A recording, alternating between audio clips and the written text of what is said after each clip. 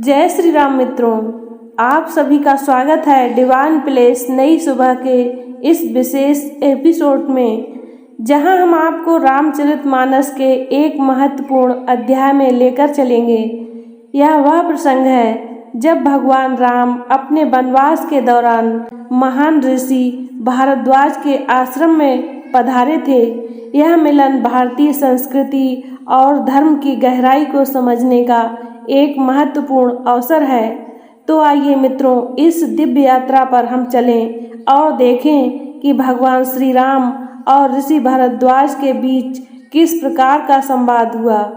प्रभु पाद पदम परसी मनावन, बेप्र सुहाय कहा समुझावन। सम शीतल सुजस श्रुति गावा, सदा सुमंगल मूल फल पावा। प्रिय मित्रों, जब हम सच्चे मन से किसी ऋषि या गुरु की शरण में जाते हैं तो वह हमारे जीवन को धर्म और सच्चाई के मार्ग पर ले जाता है। भगवान श्री राम और ऋषि भारद्वाज का यह संवाद हमें सिखाता है कि ज्ञान और धर्म के पथ पर चलने से ही जीवन में सच्ची सफलता प्राप्त होती है। तो आइए मित्रों, आज की कथा को विस्तार से सुनते हैं। आज की कथा है ऋषि भारद्वाज के आश्रम में पहुँचे श्री राम। जब निषाद राज गुह वापस गंगा के उस पार चले गए, तब राम ने लक्ष्मण से कहा, हे सौमित्र, अब हम सामने के फैले हुए इस निर्जन वन में प्रवेश करेंगे। यह भी हो सकता है कि हमें इस वन में अनेक प्रकार की भयंकर स्थितियों और उपद्रवों का सामना करना पड़े। कोई भी भयंकर प्राणी किसी भी समय किसी भी ओर से आकर हम पर आक्रमण कर सकता है।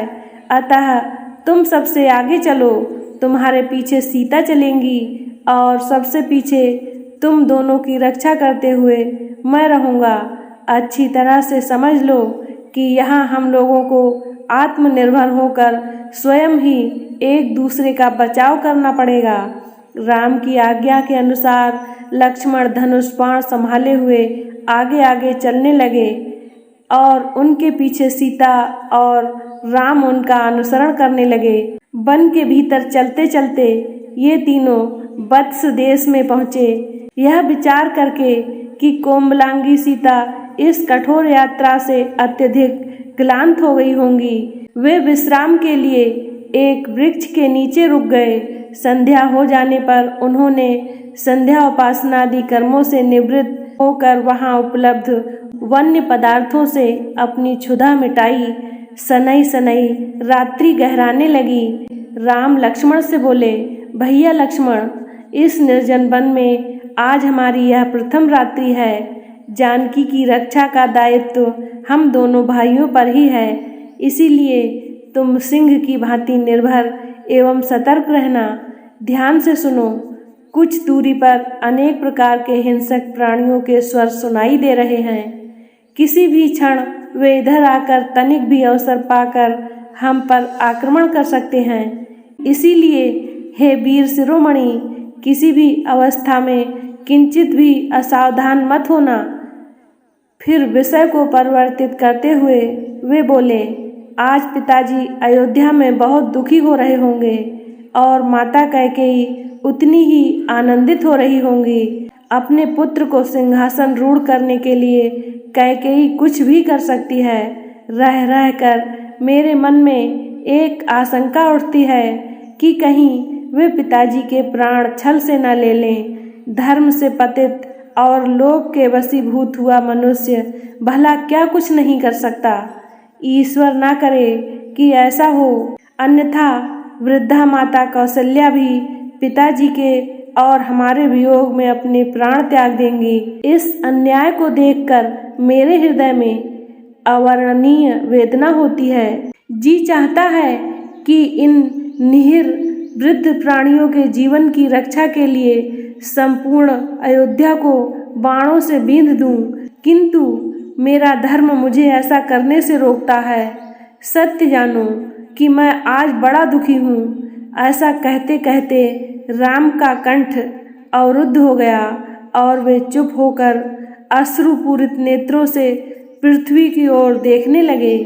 जब लक्ष्मण ने राम को इस प्रकार दुख से संतप्त होते देखा तो उन्होंने धैर्य बंधाते हुए कहा, हे आर्य, इस प्रकार शोक विहल होना आपको शोभा नहीं देता।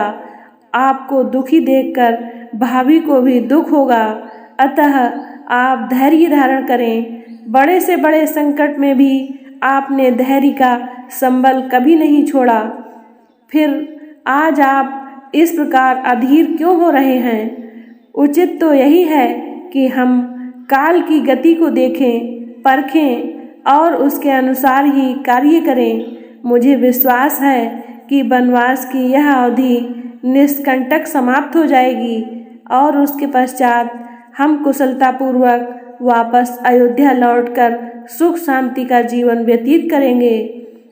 तृणों की शैया पर लेटे हुए राम के निद्रा मग्न हो जाने पर लक्ष्मण संपूर्ण रात्रि निर्भय होकर धनुष बाण संभाले राम और सीता के रक्षार्थ पहरा देते रहे।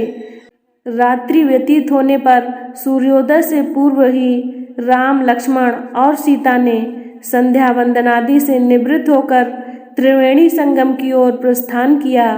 मार्ग में लक्ष्मण ने कुछ वृक्षों के स्वादिष्ट फलों को तोड़कर राम और सीता को दिया और स्वयं भी उनसे अपनी क्षुधा शांत की। संध्या होते होते वे गंगा यमुना के संगम पर पहुंच गए।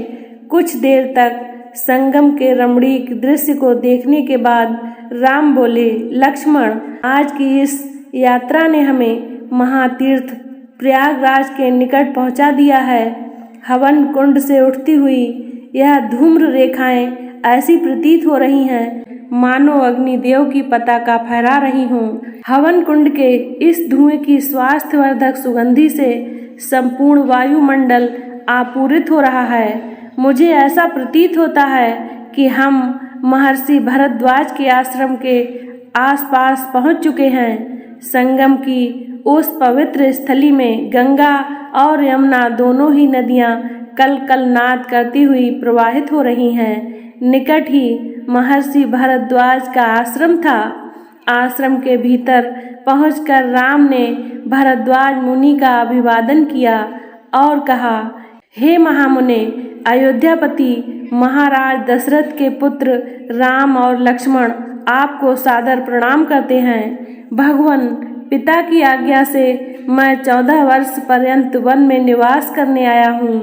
ये मेरे अनुज लक्ष्मण और मेरी पत्नी मिथिलापति जनक की पुत्री सीता हैं। उनका हार्दिक सत्कार करने और बैठने के लिए आसन देने के पश्चात मुनि भरद्वाज ने उनके स्नान आदि की व्यवस्था की और उनके भोजन के लिए अनेक प्रकार के फल दिए। फिर ऋषि भरद्वाज बोले कि मुझे ज्ञात हो चुका है कि महाराज दशरथ ने निरपराध तुम्हें वनवास दिया है और तुमने मर्यादा की रक्षा के लिए उसे सहर्ष स्वीकार किया है।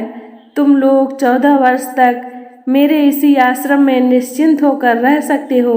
यह स्थान अत्यंत रमणीक भी है।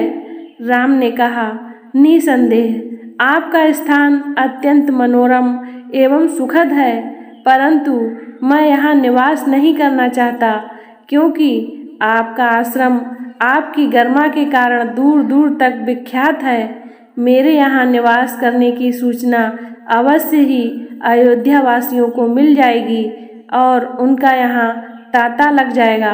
इस प्रकार हमारे तपस्वी धर्म में बाधा पड़ेगी, आपको भी इससे असुविधा होगी। अतएव आप कृपा करके हमें कोई अन्य स्थान के विषय में बताइए जो एकांत में हो और जहाँ सीता का मन भी लग जाए। राम के तर्कयुक्त वचनों को सुनकर ऋषि भरद्वाज ने कहा, यदि तुम्हारा ऐसा ही विचार है तो तुम चित्रकूट में जाकर निवास कर सकते हो, जो कि यहाँ से 10 कोस की दूरी पर है, और उस पर्वत पर अनेक ऋषि मुनि और तपस्वी अपनी कुटिया बनाकर तपस्या करते हैं। वह स्थान रमणीक तो है ही, और फिर बानर लंगूर आदि ने उसकी शोभा को द्विगुणित कर दिया है। चित्रकूट की सबसे बड़ी विशेषता यह है कि अनेक ऋषि मुनियों की तपस्या स्थली रही है। उन्होंने वहां रहकर मोक्ष की प्राप्ति की है। महर्षि भरद्वाज ने उन्हें उस प्रदेश के विषय में और भी अनेकों ज्ञातव्य बातें बताईं। रात्रि हो जाने पर तीनों ने वहीं विश्राम किया। तो मित्रों, आज की कथा को यहीं पर विराम देते हैं। इस प्रकार भगवान श्री राम और ऋषि भरद्वाज का यह मिलन हमें जीवन के गहरे सत्यों और धर्म की महानता से अवगत कराता है। यह वीडियो उन सभी के लिए एक प्रेरणा का स्रोत है जो धर्म, संस्कृति और जीवन के मूल्यों को समझना चाहते हैं। अगर आपको हमारा यह वीडियो पसंद आया हो तो इसे लाइक करें, शेयर करें और हमारे चैनल को सब्सक्राइब करना ना भूलें। जय श्री राम।